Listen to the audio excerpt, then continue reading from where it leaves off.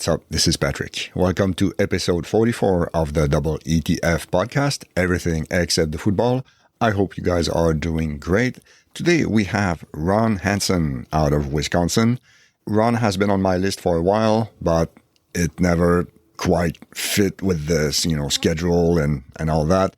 But I'm happy we were able to make it happen. It was a good conversation, good times, and I enjoyed it quite a bit. So if you want to drop us a line, you can do so at EETFpod on Twitter or EETFpodcast@gmail.com. You can also leave us a review wherever you listen to your podcasts. And if you want to contribute financially, you can do so at paypal.me/EETFpod. Members of the Awesome Club, thank you again. You know who you are. It is very much appreciated. So that's it. Happy Thanksgiving to our American friends and to everyone else. Well, enjoy this episode and enjoy your day. Thanks.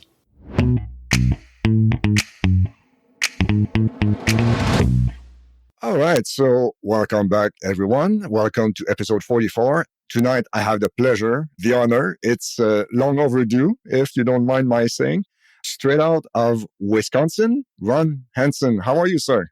Good. How are you, Patrick? Oh, good. Thanks. So we are going back to the long interview format for this time. So we can start with the regular open-ended question. Why don't you tell us a little bit about yourself? Where to begin? Well, should I start with how we met? Just so people know. Yeah, absolutely. We met early on in the pandemic, playing Name That Tune with our friends through the Rock Solid podcast. And it's definitely made Saturdays very bright these last 2+ almost 3 years. Unbelievable. Yes. Yes, it is. And yeah, I'm, a drummer. I like rock music. I like jazz. I'm an uncle. I'm working stiff, but, just I'm having fun. So that's what matters most. So, okay, so I mentioned you live in Wisconsin now. That's where you're from as well? Yep. Born and raised in Madison, Wisconsin, and still living here. Okay, and so you haven't had the chance to live elsewhere in the U.S.? Nope. Okay. Visited many places, but never stayed. Okay, well, that's fine. If you're comfortable where you are, Oh, yeah. Awesome. So, okay, you mentioned also you're a drummer. Like, are you a drum teacher or? I used to be a drum teacher for over 12, 13 years. I was a drum teacher. Okay. I worked at a music store and got some interesting interactions there with pros that would come in and do clinics, or I guess over in Germany, they'd be called workshops. Mm-hmm. One of our clinicians used to tell that story of the Germans would tell him, no, you go to a clinic when you are sick. This is a workshop. Yeah, absolutely. So, but yeah, I've met Steve Smith from Journey through that. Carl Palmer got under his skin there. On purpose? Yeah, I was a 22-year-old smartass who wanted him to sign my ELP release that was the Emerson, Lake and Powell. Oh, and okay. he was not too sharp on that one. Let's see. Who else have I met through that? The old Tonight Show drummer back from the Johnny Carson days, Ed Shaughnessy, Okay. who used to do all the drum battles with Buddy Rich, and Greg Bissonette, who was with David Lee Roth solo. Okay. Possibly one of the nicest gentlemen in the world. But, Terry Bozzio, so just meeting people that you normally don't meet. Well, yeah, I mean, that could take care of the brush with fame question later on, actually. But, okay, so you were a drum teacher for a while. I don't want to pry, but any reason why you stopped? Well, that was never my goal in life. As Okay. I was going to be the musician who made it, but then you see the realities of life, and it's like, well, maybe I'll just do this on the weekends. And And yeah, I never went into music education or anything like that. It was, All self-taught. I specifically to teach music. I've been in Oh, okay. lessons very many years. Went to school. That's what my major is in jazz performance. Okay. From right here at the UW of Madison, University of Wisconsin, for those folks who don't know what I'm talking about. The Badgers, right? That is correct, sir. All right. Yep. Yes. Also not doing well this year. It's a rough fall in here in Wisconsin for the American football lovers. Yeah, true. Okay, so that's what you always wanted to do. You wanted to be a musician from day one. Pretty much early, right around puberty, just that, like, oh man, I really like music. I'll just keep playing and playing and playing. And when it came time for college, I was like, well, I'm not interested in anything else. I'll make that happen. And was actually in as kind of a more classically trained musician. And I got bored with that very quickly because there's not much drum set in classical music. So True. I went looking through the course catalog, and there was on the books a jazz performance degree available. And I'm like, well, that means I'll get to play a lot of drum set. So I did that, and they had to literally like dust off the curriculum because no one had done it in years. So it was all kind of seat of our pants, but learned a lot and really enjoyed it. Made some really close friends, just, kind of veering more towards that avenue of music. And yeah, I never saw the movie Whiplash because I kind of lived it. I had instructors who would berate me, and and I'm like, yeah, I don't need to see this. Yeah, true. I understand. It's a great movie, but I can definitely understand. And it's almost impossible to punch through a snare drum head. I can't imagine how they had to have doctored that. Okay. No matter how pissed I was, I never was able to do that. Okay, well, see, I never thought of that. I've seen the clips. Yes, and I know that scene exists, but yeah, it's because so you can explain it to me like I'm a child. This is like a tight. I forgot the word, but there is something underneath. There like small like bearings almost. No, not underneath the head, but the head itself is multi-layer plastic. Okay, that is really tight. B, it's made to withstand somebody beating it with a drumstick over and over and over and over and over. So yeah, it's just I'm just trying to think, like on a wrestling show or something where they prep the guitar to smash into pieces. I'm sure that's what they did with the snare drum. Okay, well, stupid question, and there will be many of them tonight. That plastic must have like some kind of shelf life. Do you have to replace it every 2 years or something? There are some people who claim their ear, my snare drum doesn't sound as good as it does with a fresh head on it. But, I'm sure there's some guy busking somewhere who's got the same, drum head on all of his drums for the last 5-6 years. Okay. It probably sounds better than the snob who's like, I need new drum heads every week, but anyway. All right. And actually, my practice drum set that I have, I have it over at my parents' house. They're kind enough to let that, because they enjoy hearing me play. Those haven't been changed for quite a few years. So all right. I'm just like that guy busking on the street. And was that room soundproofed when you were living there? Nope. Okay. It's the general music room, the piano we grew up playing on, and the drums. And sorry, that was actually my next question. Were there lots of musicians in your family? It kind of skipped a generation, which my mom hates. Okay. She's like, I can't carry a tune. I could never play piano, but my great aunts, specifically on my mom's side, were just really great aunts, and great aunts actually were all really great organ and piano players. And my first instrument, actually, we had a little quarter-sized violin that Mom got on clearance when one of her great aunts was closing her music store. Actually, my grandmother got them for me and my brother. We got the violin. My cousins got the drums, which I became enamored with very quickly. And yeah, somebody would just sit down at a piano at Christmas and they would start singing the carol. It's almost out of a movie. Wow. What about your father's side? One of his cousins is musically inclined, but nothing to the degree of my mom's family. Okay. And Dad played clarinet in middle school, and it was a done deal. The recorder. Yeah, right.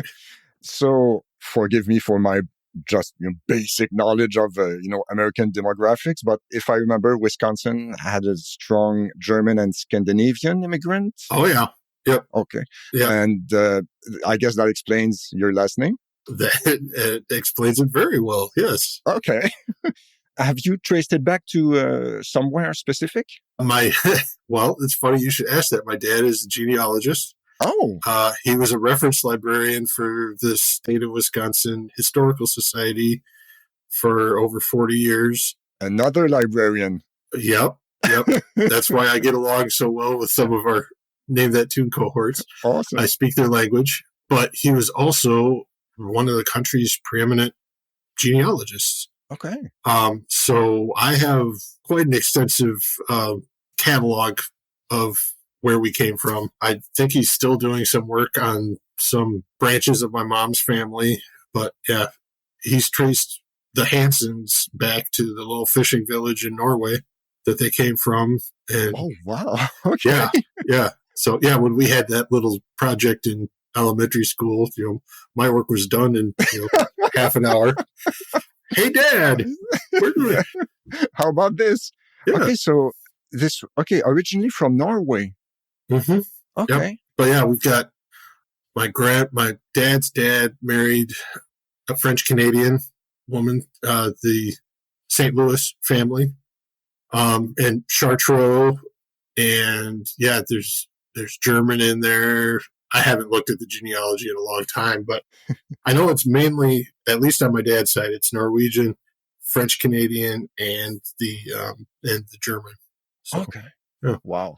And have you had the chance to, or would you go back to the old country just to, I'd love to go to Norway. Yeah, honestly, of all of Europe, Scandinavia, I think they're all going to be different, but that one I think would just have a little bit more meaning. Yeah. So. Yeah. And it's cooler. Yes. Yeah. As someone who enjoys the air conditioning, I know Europe and I would not get along. So. It's also more expensive, but it's. I've never been Norway. I've never been, but I've heard nothing but good things. It's high on my list. Yeah, I'm going to turn it on you for a little bit. Have you been to any of the Scandinavian countries? I spent one day in Helsinki. But actually, some people don't consider it Scandinavian Finland for some reason. Yeah. And I spent one day in Copenhagen, and that's it. All right. Yeah. Never been to Sweden or Norway. My parents are actually taking their 40th anniversary trip that's been delayed 3 years. They'll be going up the Danube, starting in Prague. Nice. They were going to fly from wherever they end their trip, the boat trip, into Paris, but in the last 2.5 years, that part of it doesn't exist anymore. But they had their tickets for the Moulin Rouge and all set up, and then wow, that was supposed to be like 3 weeks after everything shut down was that trip. But the reason I bring that up is on their way back, their connecting flight to Chicago is through Stockholm, so they'll get to check Sweden off their list too. Oh, yeah, nice. Okay, and they are still in good health. Like a 2-year delay that doesn't worry them too much. No. Okay. They've been keeping up on the vaccinations, and if they've got to quarantine a little bit when they get home. Yeah. Hopefully, we won't need to go back to that this year. Hopefully, because Jesus. Yeah. Well, we'll skip ahead to a little bit of what I do. Yes. I actually work at the University of Wisconsin Med School. I work with the standardized patient program there. What that is I always hate to use this. Do you remember that Seinfeld episode where Kramer was the patient for stuff? I don't know what your level of Seinfeld is. I've watched them all, but that one I don't remember specifically. So anyway, you're basically a practice patient. Our standardized patients work with the first and second year, and then various other schools, the pharmacy school, the nursing school, some of the other programs. And they can practice basic exam skills, basic interview, and, bedside manner skills. But the reason I bring that up is we're like the only place on campus where you're still required to mask, just because some of our standardized patients are elderly. Some of them have underlying conditions. So we actually had to, take it all the way to the chancellor's office, and everyone else in the building, if it's, I'm going into the clinical assessment center, I got to put my mask on now, so. Okay. So luckily, it won't be too much of a change if it comes back to that. At least for me. Yeah. Yeah. Okay, so that means that basically you're I'm not going to say guinea pig, but kind of, in a way. A little bit, a guinea pig that can give feedback, Yes. Yeah. Okay, but you never, this is not like a clinical trial for a new medicine or nothing. No, okay. It's just basic exam skills. And, it's like, all right, you're testing somebody's reflex. Go at it, and okay. Even though doctors these days aren't the ones doing it, they still make them learn how to take a blood pressure, even though in 5 years they'll have the nurses doing it, Yeah. Just things like that. And I actually I don't run the center, but I maintain the center. And I used to be a standardized patient and, just moved up the ladder a little bit, helping to train and recruit. So how did you, again, I don't want to pry, but how did you get to find that job? Well, yeah, it's definitely an odd one. I just got fed up with teaching, and my mom was talking to one of her former coworkers, and she worked with this program and suggested, it was part-time, and I went into it almost 8 years ago now. Did it for several years, and then this position came open and went into that. So, yeah. Awesome. Okay, so if we go back to drumming just for a second, can you tell us 2 or 3 things about drumming that most people don't know? Like, impossible to punch through the... Right. Yeah. I didn't know that, It's not as hard as everybody thinks it is. I mean, you're hitting stuff with sticks. You got to remember that first and foremost. Neil Peart, God bless him, great, but oh my goodness, could that man overthink just about everything that he was doing? With great results, yes. Yes. But at the end of the day, you're hitting something with something. And I really enjoyed working with students who were just starting out. And just, getting them to loosen up and you're the one hitting the thing, don't be afraid of the drums. You're the ones, you're in control. Exactly. Don't be afraid to make a mistake. As one of my music teachers said, if you're going to make a mistake, make it a big one. Okay. It's not as long as you simplify it, you're hitting 2 things together, 1 thing separate, and then get the coordination. That's probably the most difficult thing. Right. But if you simplify it just to the basics of it, that does help. Or at least in my teaching, that always helps them get over that hump of, oh, this is too hard. I can't do it. Well, we'll try it again. And it's just that.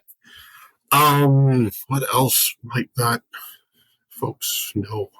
That's all I can come up with right off the top of my head. Mm-hmm. But something might come to me.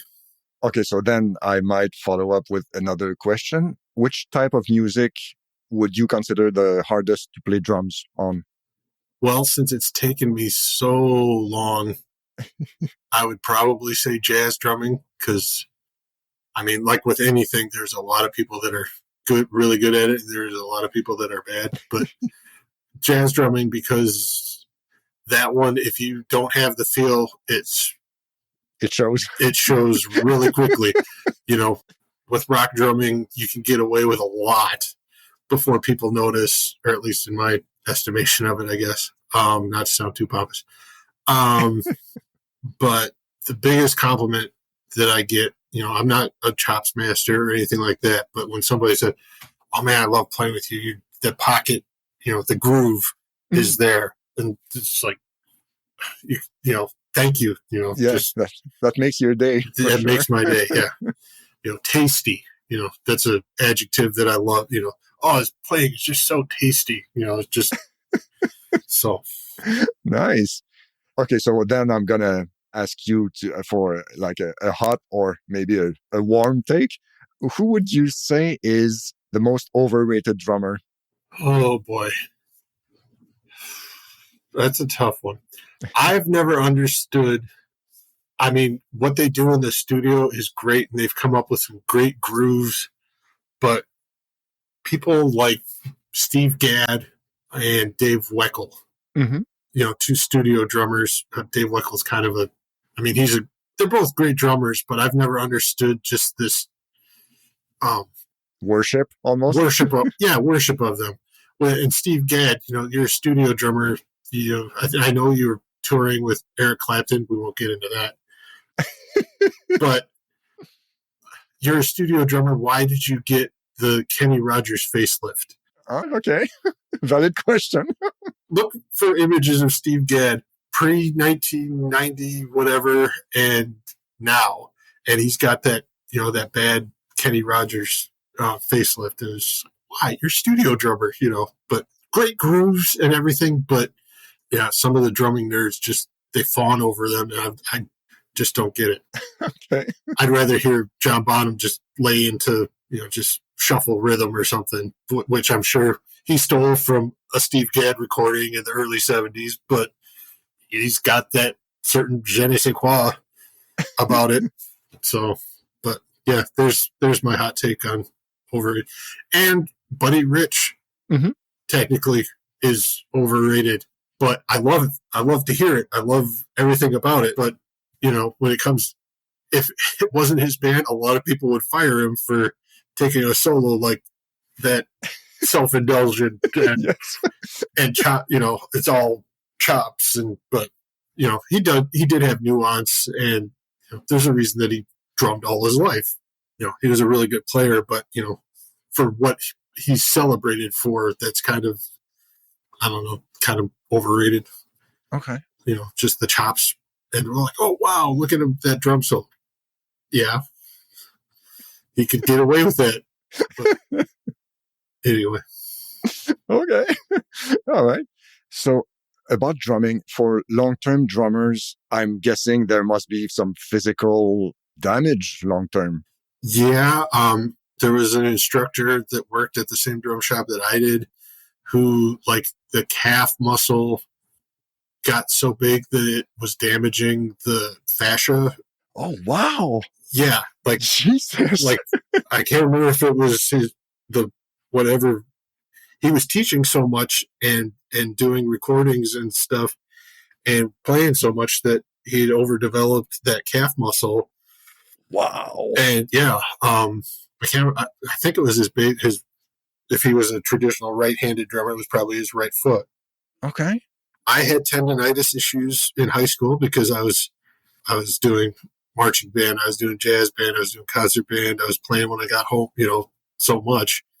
My senior year of high school, I developed tendonitis and had these treatments are one of the greatest feeling things ever, where they would put the hydrocortisone cream and some ultrasound jelly and then heat it in. Oh, that was, it felt so good on sore arm muscles and tendons. It was the best. I developed it again. It went into remission, I guess you'd call it.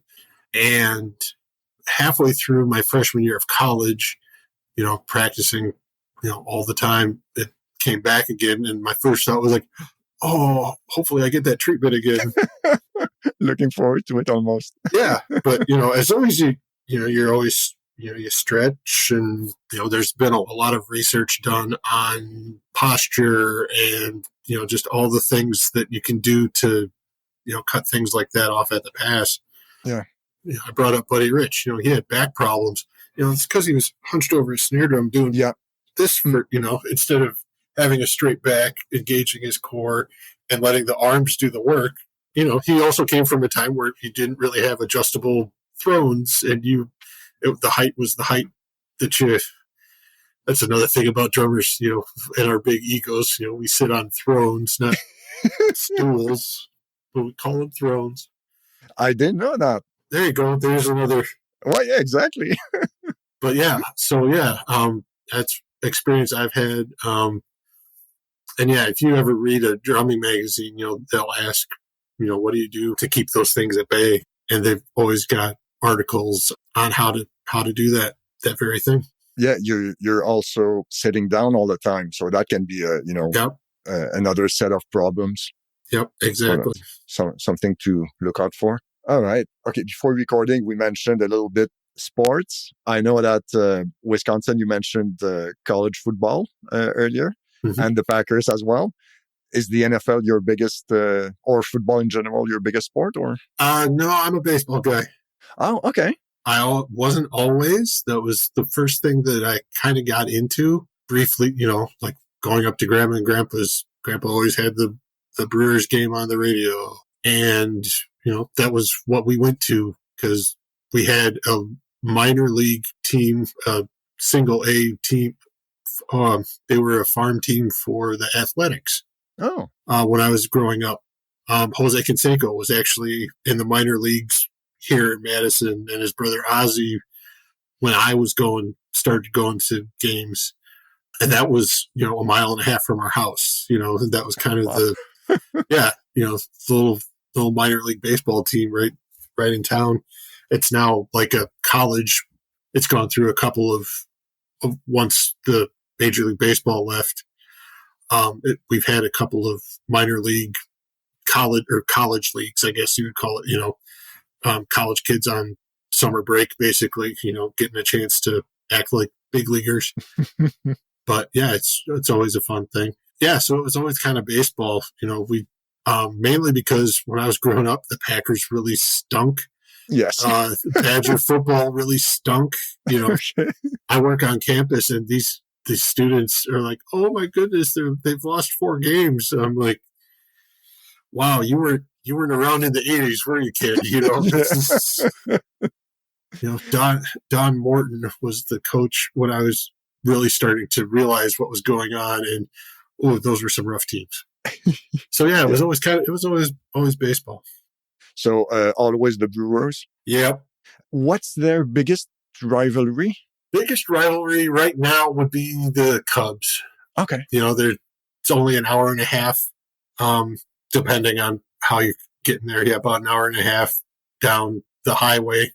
The I-94 rivalry is how they talk about it. But it wasn't always them because the Brewers have only been in the National League with the Cubs for 25 years almost. They used to be an American League team in the East, so they would face the Yankees, the Indians, I remember that. White Sox. I think the White Sox, the other Chicago team, where I think growing up that was our biggest rival. Okay, I forgot about that because like the Expos moved in 2004. 4 or 5. Yeah. And I pretty much quit following baseball. Sorry, Jesus, I'm getting emotional. No, I pretty much quit following baseball. Soon afterwards. When I was younger, I would watch baseball here and there. My brother would have the living room strewn with his baseball cards, and he was always more into it than I was. And once high school hit, I kind of left it at the curb a little bit. Okay. But once I got out of college, I kind of got the bug again. The MLB baseball game from EA Sports on our whatever computer we had at the time. That kind of got me back, just that game alone. I'm like, oh man, this is fun. And I started watching games, going to games again. And, now I get upset, when September ends and we're not doing anything. And that game came just before the Expos moved, because one of the venues was the Hiram Bithorn Stadium in Puerto Rico that the Expos would play their games at. Yeah, Jesus. Oh, yeah. Those last years were grim, honestly. And they got, sorry, I didn't want to turn this into baseball talk, but we got screwed so bad by the strike in 94. Yeah. They were the best team in baseball, and they were leading the division by 6 games, I think, over the Braves. And then everything shut down, and we had 4 big free agents, and they all left the following season. And the team took a nosedive immediately, and everything went to shit afterwards. And in the back of my mind, I still think, fuck baseball. Yeah. Because of that, you know? Oh, yeah. If you can only take so much, Yes. So. Yeah. And especially since, they were never one of the big clubs. So that was their shot. They made it to the National League finals against the Dodgers in 81. Yep. And for that reason, I still hate the Dodgers, even though that's 40 years ago. Fast forward to 2018, one of my favorite moments was our pitcher hitting a home run off of Clayton Kershaw in the NLCS. Nice. And, the Dodgers went on to win that series, but we can always say that, your ace pitcher got taken yard by our pitcher. Yeah, that's true. Which no longer happens because they got rid of the National League, finally succumbed to the designated hitter this year. So this year I didn't know that. Yep. Oh shit. Okay. So I can see why, but that was a little wrinkle that was I thought it's was just nice. Old school baseball. Yeah, exactly. Yeah. You have to adjust and strategize according to that. And now you can have another slugger in your lineup. Good for you. Yeah. Which is why I never really watched the American League series. It would be kind of boring. There's no strategy. That's true. Considering I grew up with American League baseball, I still harbor some resentment to that. I don't know why. But enough baseball talk. No, that's okay. Everyone else is turning it. It brings back memories. Yep. What about, Wisconsin? I don't remember if it's big on hockey. That's more Minnesota, probably. Well, the most hockey, we were blessed. We had the really good men's hockey teams at the university for a while there. Okay. We had Tony Granato. Oh, yeah. Went to school here, now coaching here. And we had, I don't know what their affiliation was. We had a little, I'm sure they were about the same level as the team in Slapshot, that kind of hometown, the Madison Capitals. That was another mile down the road from the baseball stadium. And we went to a couple of games there, but. Okay. Eastern Conference of the United States Hockey League. Owner Ryan Suter. Oh, gee, okay. That was another former player, Nashville and Minnesota. Yep. Okay, interesting. I think there's still a Suter's medals and trophy shop just down from that old rink. Ah, okay, because he was from that. Yep. I didn't know. Okay. Yep. And later on, that's where we played band for our high school hockey team at that same rink. So okay. Yeah, and that was always fun. They actually made it to state finals or state tournament. I think they got beat in the semifinals, but that was one of the most fun I ever had in high school. Was just running around like an idiot with the band playing snare drum. So, I guess that leaves one major sport. Does basketball exist in Wisconsin? Well, for the longest time, it was on life support, but the Bucks were champions. Not. Oh yeah, Jesus. Yeah, of course. Last season, but my God. Yeah. Well, growing up before every team had its own station, you'd only get to see a handful of Brewers games on your Fox 47 was, would do that. They'd have the Friday night Bucks game here and there. But yeah, the Bucks were just always there. And I was never like in 91 when, everybody loved Michael Jordan. I got into basketball there, but didn't last. But yeah. So we can stick with sports a little bit if you want. Well, if you want to get to some of the questions that you had regarding the sports. Cool. 4 questions. What is your favorite sports movie? That one I thought about. I would have to go with League of Their Own. It's just an entertaining movie. And I almost said The Natural, but I'd have to go with League of Their Own. Okay, I'm not surprised. It's both our baseball movies, yes. So what about Bull Durham? Bull Durham, I like. It's a little slow in spots and just, I don't know. I enjoy the movie a lot, but I just don't find it as entertaining as I do those other 2. Could be a bit silly also. Oh, yeah. Yep. And I actually, as I've gotten older, I appreciate it more, so. Yeah. But yeah, Nuke Lelouch, and yeah, that one does have some great moments. Yes. Okay, so next one. What is your favorite sports book? I don't really have one per se. The one I would have to, it's not all sports, but Bob Uecker's autobiography, Catcher in the Rye, spelled R-W, or W-R-Y, I should say. Just kind of it's basically Bob Uecker on paper, just witty and self-depreciating and, just the guy I've listened to my entire life. Every year I'm like, oh, come on, Bob, make it another year. I want to hear your voice on the radio. But yeah, that's a good. There's a book on Satchel Paige. That's a really good book. A guy just kind of following him towards the end of his playing days. It's called Satchel Paige's America. Okay. But yeah, it's just some recollections. He wrote it himself? No, it's written by an author named William Price Fox. Okay. And the author, was with him when he was getting together, kind of a all-star traveling, what would you call it? Just kind of a. Isn't it like barnstorming team or something? It's kind of like that, but. Okay. Yeah, yeah, that would be the best phrase. And yeah, just, with some other recollections.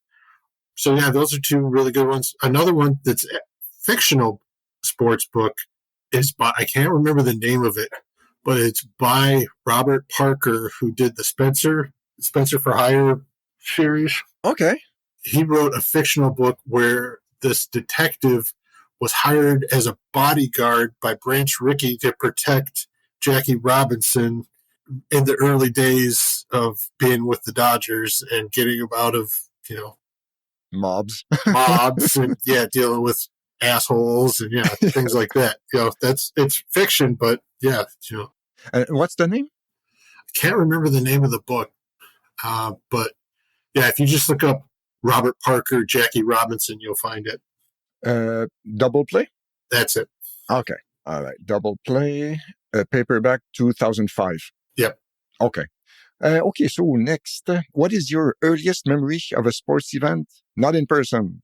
So getting back to those rare Brewer games that would show up on our Fox affiliate when the Brewers got their first no-hitter, which was for the longest time their only no-hitter.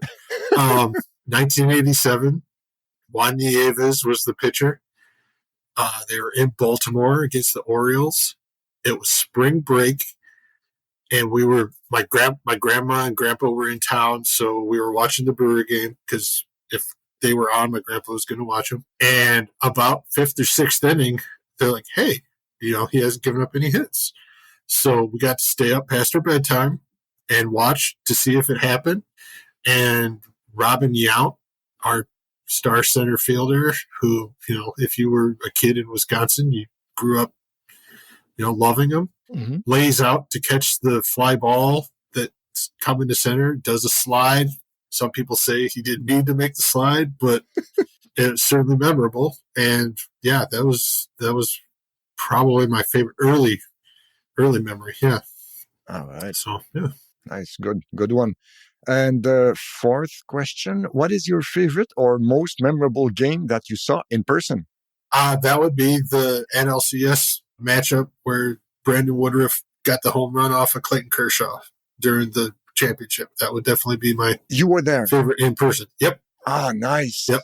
So, my brother Dave, who you know, Yes. his anniversary is that first week of October, and he and a buddy have a ticket package, and the people with the ticket package were the first ones who get the chance for postseason games. And darn the luck, he's usually on an anniversary trip when that happens. So somebody's got to take the ticket. So yeah, I got to see that in person. Nice. So yeah, that was really, really enjoyable. And actually, I'm glad you mentioned Dave because I will have him on the show at some point. Hello, Dave, if you're listening. And I forgot to ask, actually, do you have other brothers or sisters? Nope, it's just the two of us. Okay. And how much of an age difference do you have? About a year and a half, just short of a year and a half. Yep. So okay. We were always just one year apart in school. Okay. And you're the older one? Yep. Okay. All right. And may I be horribly rude and ask you how old you are? All right. I'm going to play a little game that I like to play here. Okay. How old do you think I am, Patrick? Based on what we've talked about for an hour, you could probably guess now. Well, I mean, your earliest memory is from a game in 87.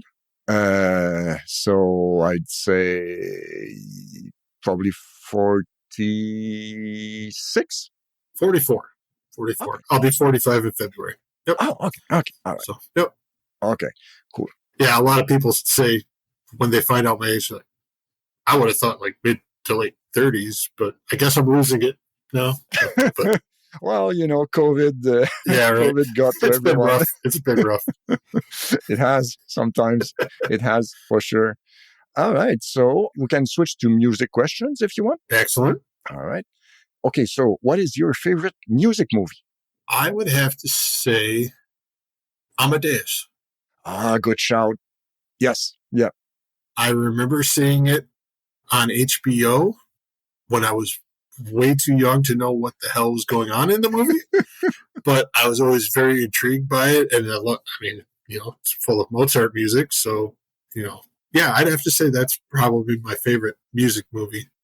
I don't really watch biopics or, anything like that usually now, but, Same, actually. For some reason, biopics, they don't really, I cannot relate to them, I guess, right. Or something. I do remember liking La Bamba when that came out. Oh, yeah. Mm-hmm. Just not knowing the story, I was, all of their dramatic license, I'm sure, was heavy, but yes, that's true. So what about your least favorite one that you remember hating?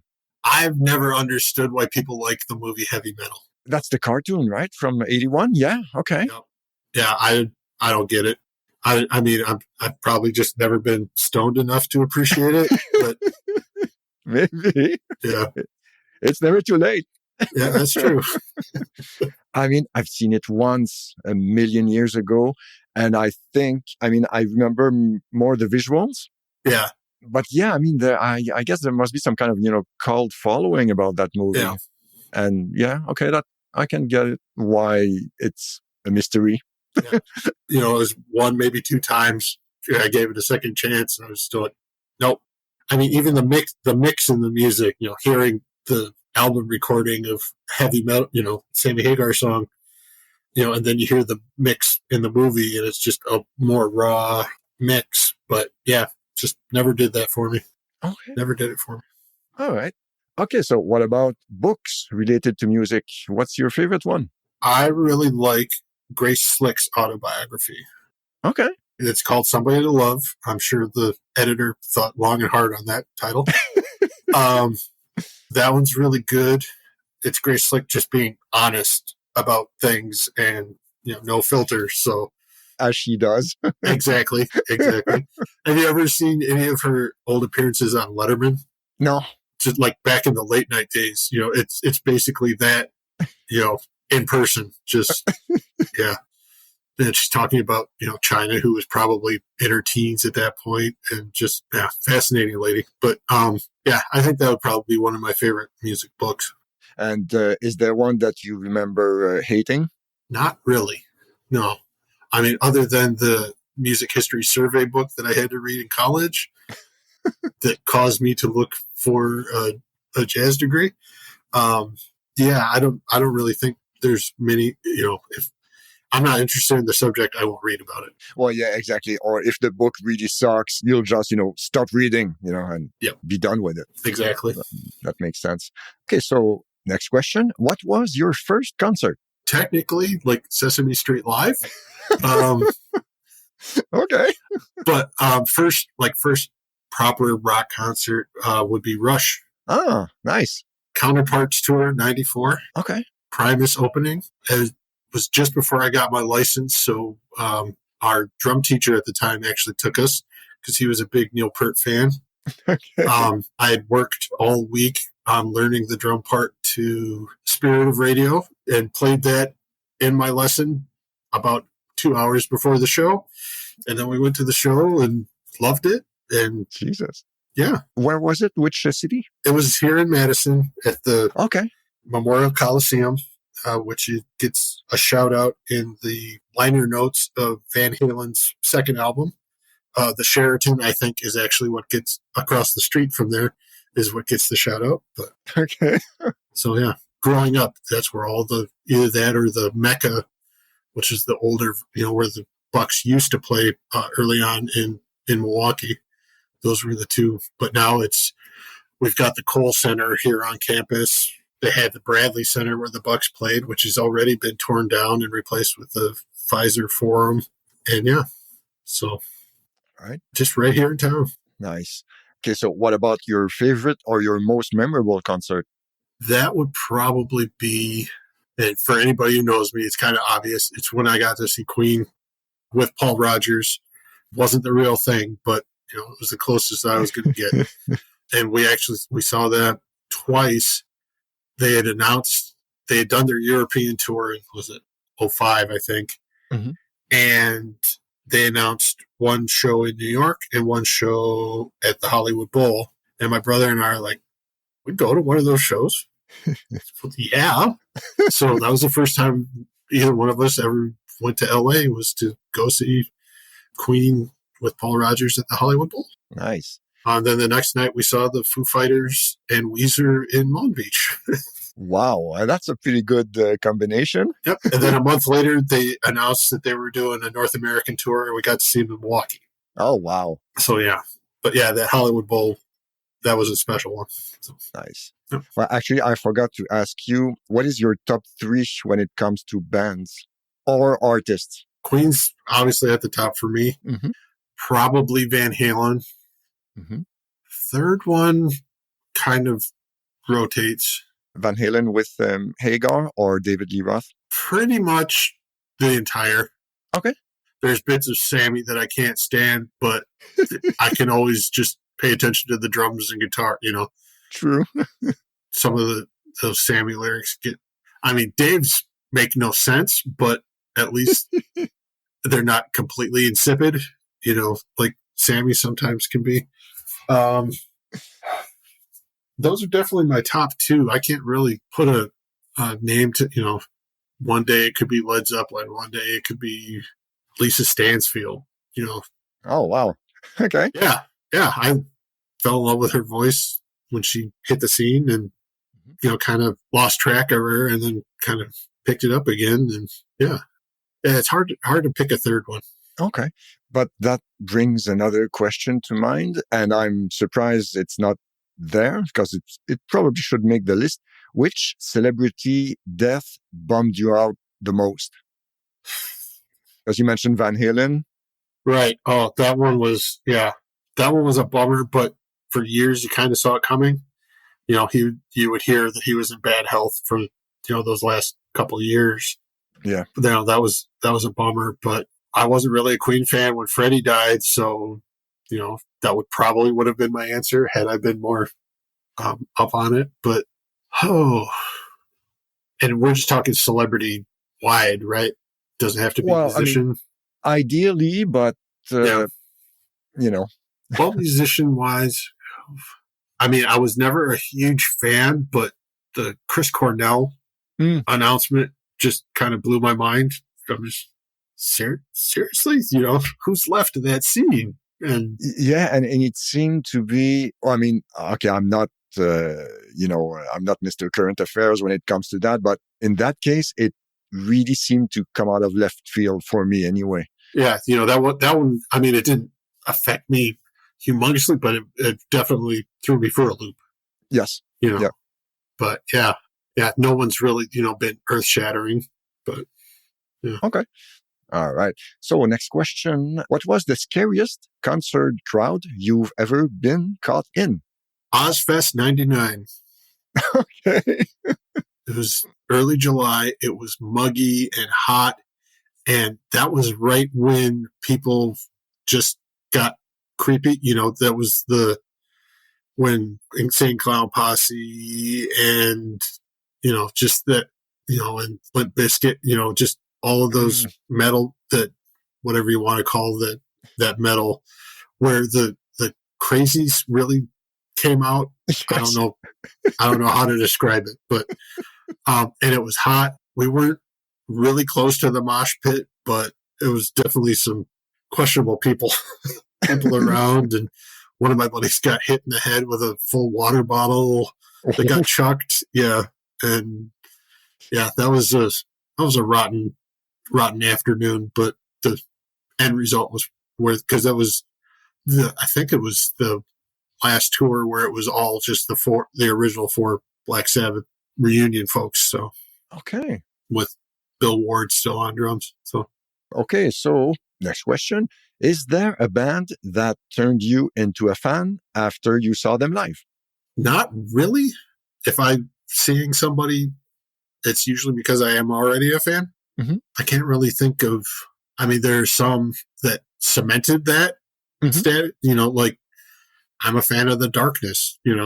I remember hearing their hit and like, wait a minute, this is a time where there was a guitar solo in that song. Wait a minute, there's a second guitar solo in that song. I got to find out.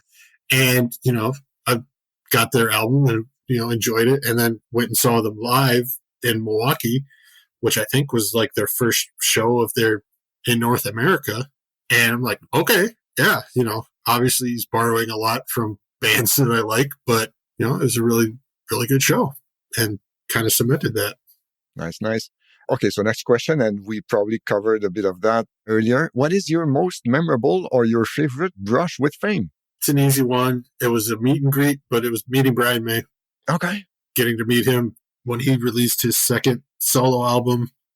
We went to he played like a 45-minute set at some festival in Chicago, and they were passing out flyers that the next day he was going to be signing autographs at Guitar Center. So I'm like, okay, I can't pass that up, and just got to meet him, say thank you, and was just kind of on cloud nine for several weeks afterwards. Nice. It wasn't like just bumping into somebody. It was obviously contrived, but it meant a lot. So I'm tempted to ask, what is one interaction that you remember thinking, wow, that guy's a douchebag? let's see.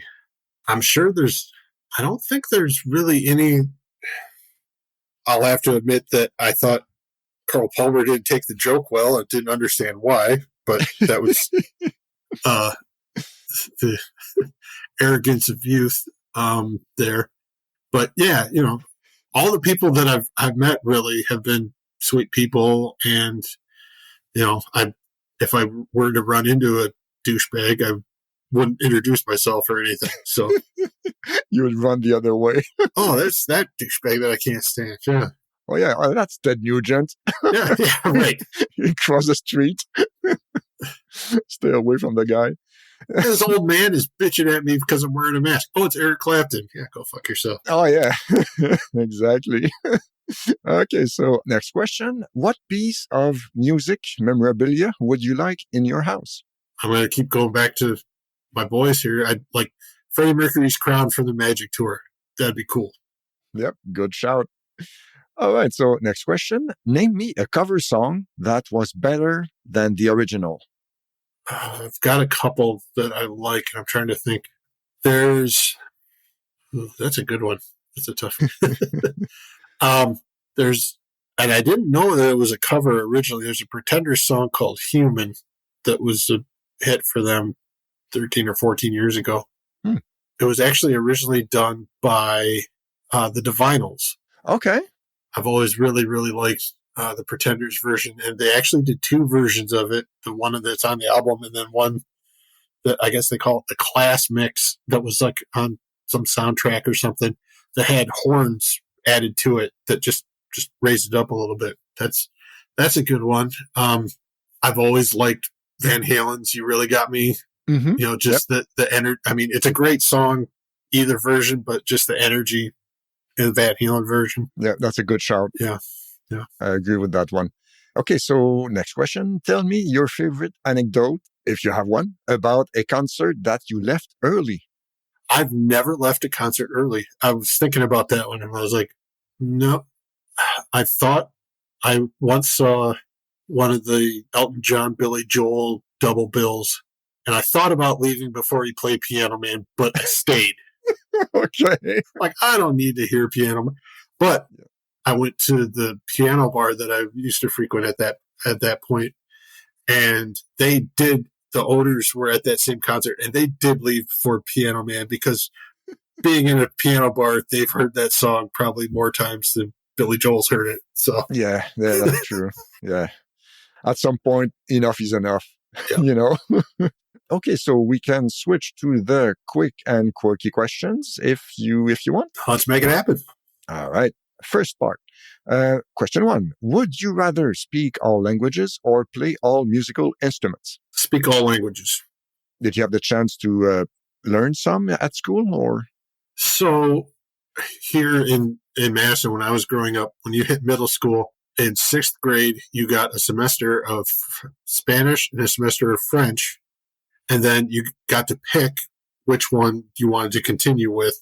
You couldn't do both just because of the way that the school day was, or the school week was built up. And we had the normal French teacher was on sabbatical the semester that I had French, and I didn't hate the substitute, but I just liked the Spanish teacher better, so I stuck with Spanish and got like 3.5 years of that. And I was just really bad at the way that they teach it. I was just like, we're conjugating words and nosotros versus vosotros. Yes. There were just some of them that I just didn't get, so I just kind of stopped learning. Like, I've reached my prerequisite for college. Okay, I'm done. Bye. Yeah, and that Spanish teacher I didn't like at all. My freshman year of high school. Okay, so next question. If you could get a ticket to any show or event, music or sports, past or present, or maybe future, what would you want a ticket to? I would have to say probably I'm going to be obvious again, go with Queen, Wembley, or no, screw that, Live Aid. Oh, yeah. The British side of Live Aid. Yep.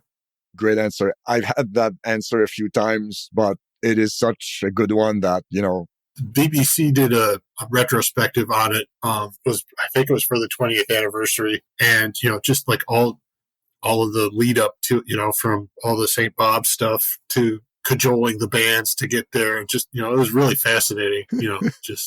But there's not just the Queen, which is possibly one of the greatest 20 minutes of live music, but like when McCartney starts saying "Let It Be" at the end, even with the technical problems that they have, you still kind of get chills when he starts playing it. So nice. No, it's a great answer, and I'm not surprised that it's been mentioned a few times. And how many great acts are on that bill that you're going to find somebody's favorite.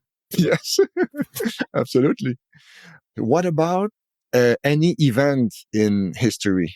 And I mean, even things that you wouldn't need a ticket to, like, if you don't need a ticket to see JFK being shot, Right. Yeah. Although I'm sure Ticketmaster would try to sell you one these days. But Oh, yes, for sure. let's see.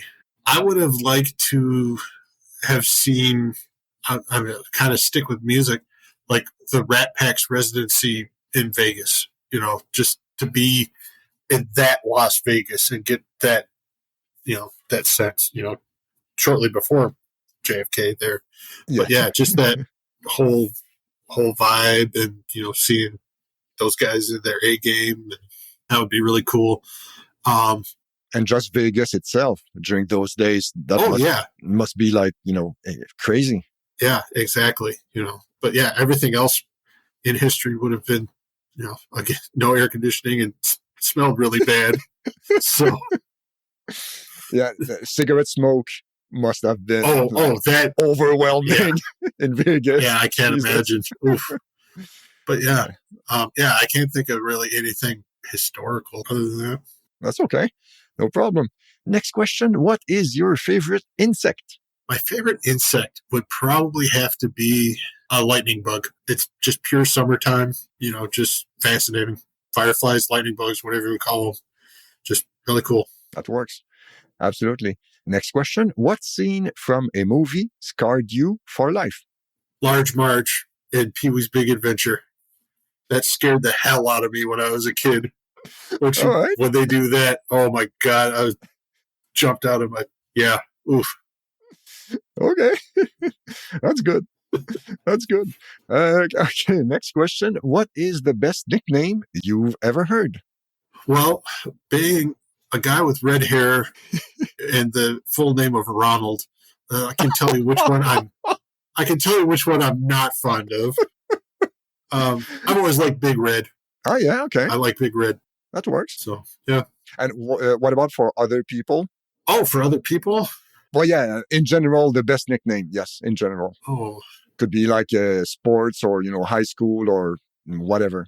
Well, I mean, just if thinking of sports, the Louisville Lip for Muhammad Ali is a good one. Yes. Yeah, I can't really, nothing's coming up off the top of my head. I'm sure I'll think of it as I'm falling asleep tonight, but think of a really good answer. But yeah, I'll go with the Louisville Lip for now. All right. Okay, so next question. What would you name your boat if you had one? I would go with some random sitcom reference that only I and probably my brother would get. Maybe like, whatever Sam Malone named his boat that sank on Cheers. I can't remember what it was, but I know later on, Norm bought him a boat and called it the Mayday Malone or something like that. But yeah, it would be something like that. Okay. Some random 80s sitcom reference. Okay. I never watched Cheers, so I couldn't help you on that one. Sorry. I'm sure Mudford is texting me right now. Yeah, exactly. All right. So next one. Where is the worst smelling place you've ever been to? Well, I did grow up I didn't grow up, but I visited family in farm country, and some of those stalls were pretty rank. I mean, any big city where that sewer, urine, solid waste is kind of backing up in the sewers smell. Chicago is on a hot day is not very pleasant to be. So, okay. Yeah, I'd have to go with that. All right. Or actually, even here in Madison, if we've got high algae in the lakes, that could smell pretty bad. Okay. So there you go. Okay. Next one. When did you screw everything up, but no one ever found out it was you? I can't think of anything because I'm a very guilty person that would have admitted to it. Okay. That's okay. All right. So next one. If you were going to write a book, what would it be about? It would probably be some sort of historical fiction, but I'm not sure exactly what. Like something set in the waning days of World War II or, something like that. Do you have a favorite time period that you like to read about? Not really. I kind of like to read a little bit of everything, or at least up to a point. The Middle Ages were boring, no matter if you were there or if you're reading about it. But, or at least to me, I can't really think of anything specific. But Tale of Two Cities set in the Revolution or the French Revolution, and just something like that where it's something big in the background, okay. Something like that I really enjoy because you just kind of, you know a little bit about the time period, but yeah. When they can blend actual Yeah, people exactly. into the Yep. the story. That's good. If it's done well, yeah, Yes. sometimes it's really cheesy, but Yes. yeah, Yeah. agreed. A really bad example of it is well, I mean, it's a bad movie altogether, but the Kingsman, the latest one with Yeah. Ray Fiennes, not good. Okay. I've heard And a lot of people say that was not a good one. yeah, Was that the third one already? yes, Yeah. I barely finished the first one because I thought it was dumb. Didn't bother with the second one, and I kind of gave the third one a chance, and I shouldn't have. Yeah. It's not good. Yeah. All right. So next question. If you were given a 1 minute ad slot during the Super Bowl that you couldn't sell, you have to use it. What would you fit it with? It would be a plea for people to pay a little bit more attention, just in general. Like in traffic? In traffic, it's like, hey, look what's going on around you, from kind of the minute to don't look at your phone when you're in a crosswalk to the big picture, just kind Yes. of, don't be so closed off. Kind of a plea of some sort like that. No, it's a good principle to apply to every aspect of your life. Yep. Be aware and Yep. pay attention, basically. Yep. Or that, or like a 1 minute drum solo. Okay, that works. That works. Yeah, absolutely. Or maybe an ad to your brother's, Yeah, there you go. Yeah. boom, solved. Whatever the special of the month is for Dave. Yeah. Exactly. There you go. Okay, so are you good with overtime? Yeah, we're good. Let's do it. Awesome. Okay, so question one. You are going back in time and wind up face to face with 15-year-old you. You have 10 seconds before you travel back to the present day. What do you tell your younger self? Keep doing what you're doing. Don't get down on yourself. That's it. Yep. All right. Question two. If you could live in anyone's head for 15 minutes, a la being John Malkovich, who would you choose? Oh, that's a good one. I had my answer and then I lost it. Who was it? I'm going to have to skip that. Yeah, I can't think of it now. No, it was just a, God, I can't think of who it was. Maybe it'll come back to me. Okay. No problem. But I had one. Yeah. I think it must have been pretty crazy to be JFK during the Cuban Missile Crisis. Oh, yeah. Yeah, that would have been interesting. Definitely. Yeah. I had it and I lost it. Damn. Or what about Freddie Mercury during Live Aid? Oh, yeah. I've got these guys just tuned. Yeah. Looking out under that crowd and seeing the "We Will Rock You" chants. Yeah, that would be really cool. The person I was thinking of, and I can't remember who it was somebody who just seems to live a really interesting life, and I'd just like to experience it for 15 minutes. Okay. I can't think of who I was thinking of, but I'm sure it might come back. Oh, you know what? Groucho Marx. I would have loved to, like when he was, not towards the end where he was, kind of addled but yeah, Groucho Marx would be just a fascinating person to be in their head for 15 minutes. Or his brother Harpo. Have you ever read Harpo's book? No. Harpo Speaks. Fascinating book. Okay. Just, he obviously played that character, but underneath there was a lot going on. Just a really fascinating dude. I'll be honest. I mean, I know about the Marx brothers, but I don't know anything about them really. Like, I didn't grow up watching them or anything like that. Yeah, early on in college, okay. I watched a couple of their movies and, enjoyed them. But yeah, reading Groucho's couple of books that he wrote and Harpo's especially was just really fascinating. Like, sitting in with the Algonquin Round Table, in New York and, just befriending Dorothy Parker and those people and learning harp over the telephone. Jesus. Yeah, just fascinating guy. So yeah, Harpo, 15 minutes in Harpo's head. That's okay. Yep. And you can get away with so much too in that 15 minutes, I'm sure. So okay. There we go. Yeah, that's an excellent answer. Okay, so next question. What is the best compliment you've ever received? Well, I mentioned if somebody compliments the groove, Mm-hmm. I'm a happy camper. That's a really good one.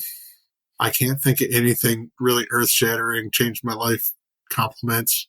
But yeah, I'll go with that one. To a drummer, that means it all. Yeah, perfect.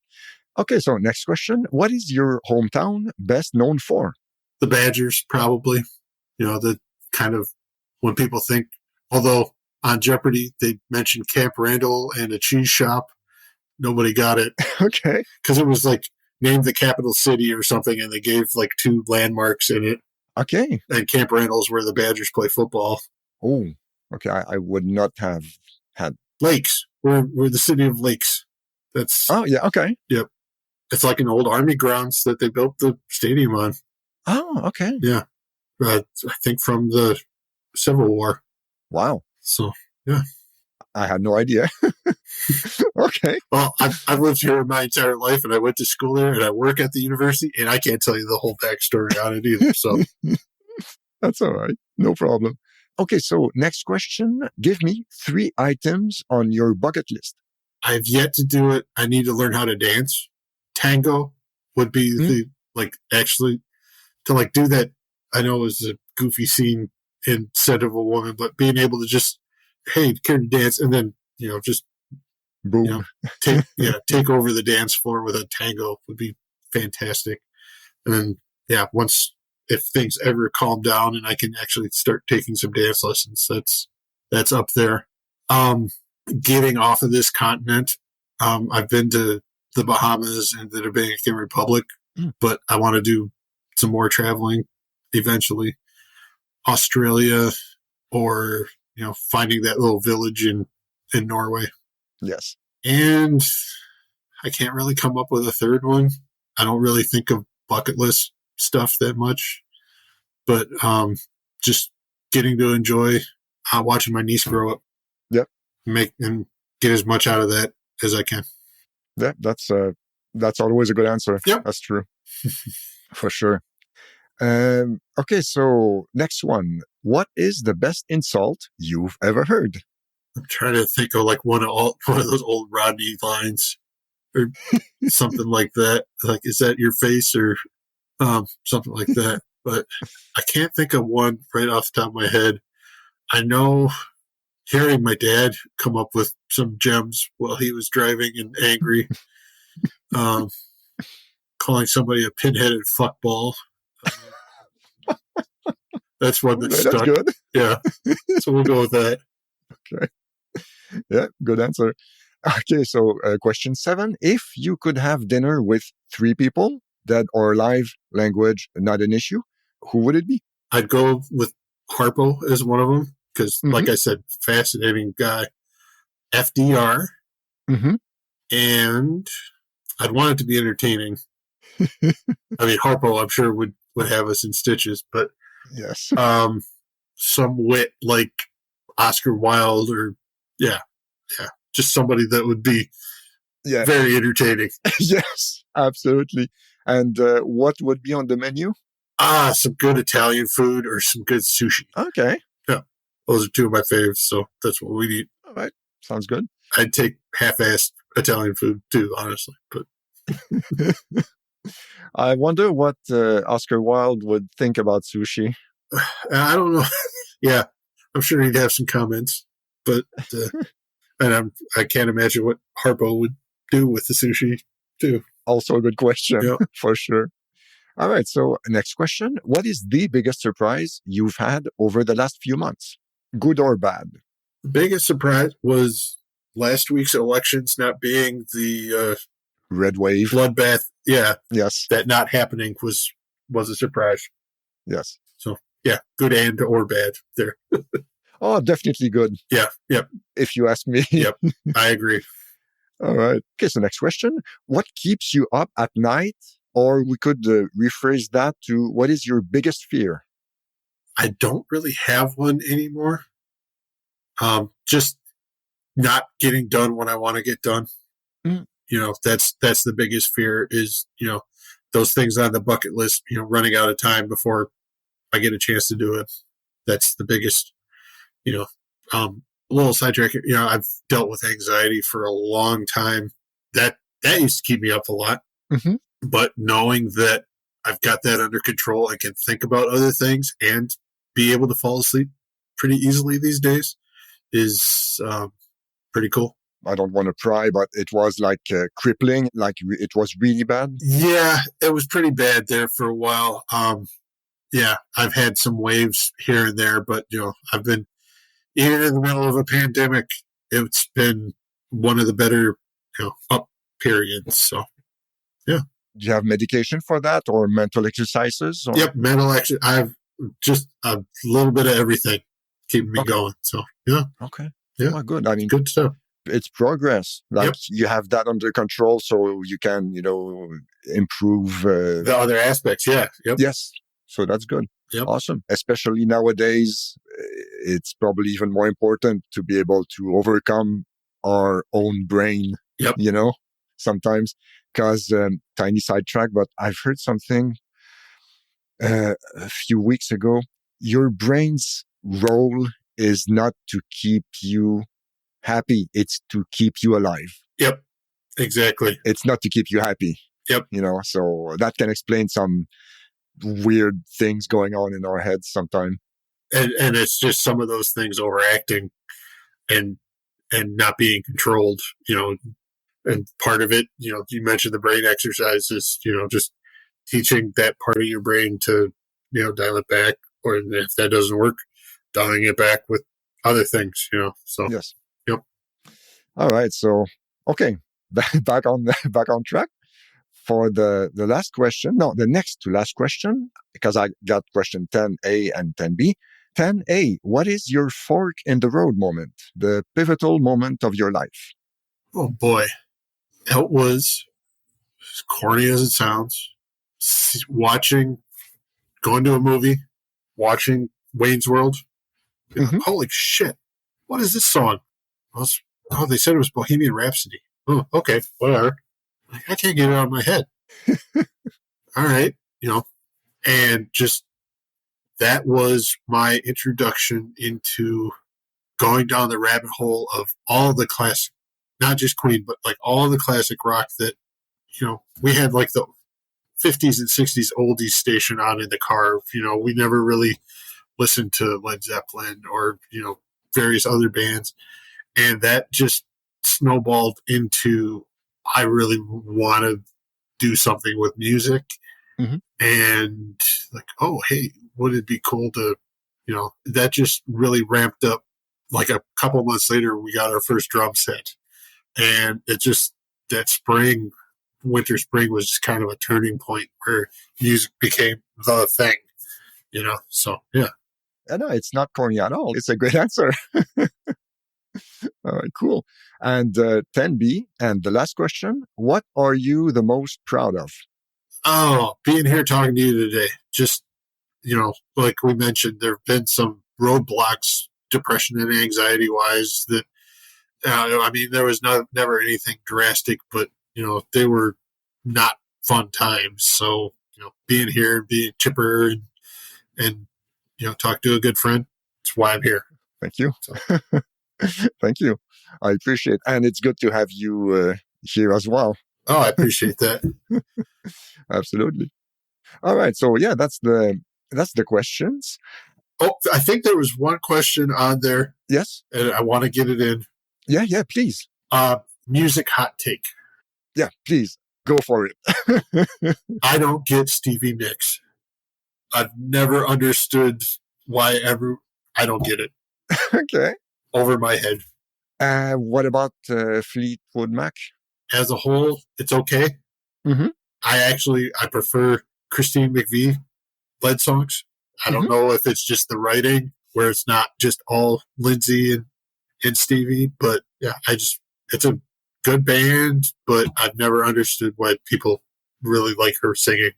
I don't get it. It's the voice. It's just the voice, and honestly, the kind of airhead vibe. I'm sure I'm pissing somebody off right now, but it's a hot take, so I don't get it. She has a very unique voice. That's true, and well, yeah, I guess it's not for everyone. Yeah, I don't get it. There's my hot take. That's quite okay. If you have another one, I mean, I wrote originally 3 music hot takes and 3 movie hot takes. So yeah, you can, fire at will. I don't get the Eagles either. The football team or the band? Festini just threw his coffee against the wall. Yeah.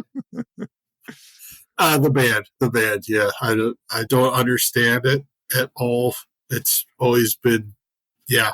I don't like Henley's voice. The songs are kind of rambling. I mean, some of the songs are like James Dean is a, to the point, good tune, but yeah, just again, it's the voice. I think is part of it. Is I can't stand Don Henley's voice, and then you hear just how atrocious people some of them are. It kind of cements my But makes it easy to dislike them for sure. Yeah, exactly.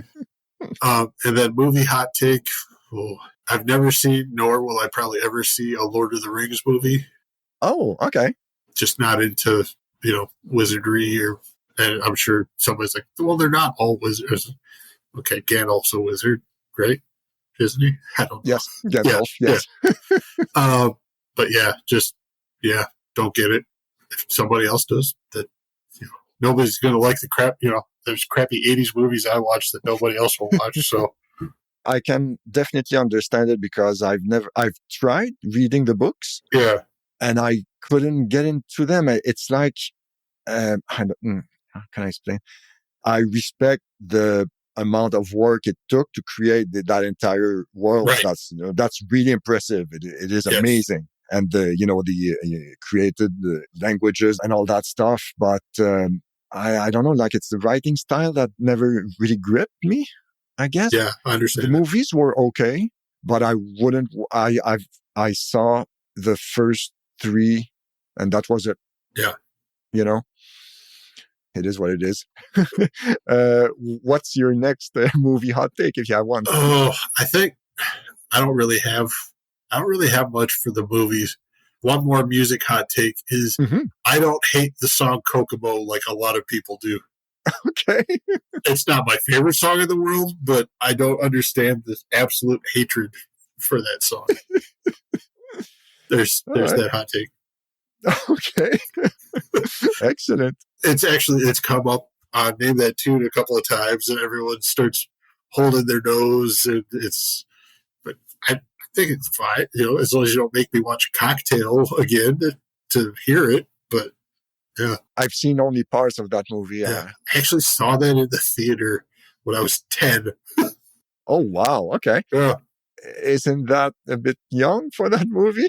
Uh-huh. Okay. I also saw Good Morning Vietnam in the theater when I was 10. Yeah. Did you sneak into the theater? Nope, No? they didn't care at that one. Okay. If you went to the one in the mall, they would check. That one that was a couple miles out, they didn't care. As long as they got your money. Exactly. Open to everyone. Yep. Okay. So. Okay. I just want to double check. Do you remember that person that you wanted to spend 15 minutes Nope. with? Did it come back? We'll just go with Harpo. Yeah. Okay. Okay. Just wanted to double check. All right. And you want to talk about football? Yeah. I didn't know relegation was a thing until I saw Ted Lasso. Okay. I'm like, why don't we have that in Major League Baseball? That would help get rid of some of the dynasties, if they actually had to play to stay in the league. That I love that idea. Yeah, that's true. I mean, it will never happen, but because people are making money the way it works. Yeah, I understand it, but yeah, exactly. And the gap is too big between minor leagues and major leagues. Right. That would probably be the biggest problem, I think. Yeah, completely restructured the minor league system, but yeah. And that's not happening. No, but I love that idea. That's like actually playing for something other than wins. Having the wins and losses have consequences. I really, really like. Although my favorite team in Germany is Hertha Berlin, and they've been relegated a few times over the past 10 years, and it's nerve-wracking. Yeah. When you're in a relegation fight at the end of the season and every game is critical, it's... it definitely means more. Yeah. Yes. Good and bad. Yes, absolutely, for sure. You're probably aware of the latest developments regarding Twitter. So I'm still going to ask you where we can find you online, but maybe Twitter won't exist next week. Who Let's knows? see if it exists right now. Yes. Okay, it's still up. All Okay. right, on Twitter, you can find me at Ronnie, Ronnie Aces, and we'll see if that lasts. Otherwise, you can find me on Instagram. I don't post much over there, but same name, Ronnie Aces. All right. Okay. Excellent. So I want to thank you for your time. It was awesome. I had a very nice time. Yeah, me too. Awesome. Fun talking with you. Likewise. And I hope you guys had a good time as well. And we will catch you on the next one. Thanks.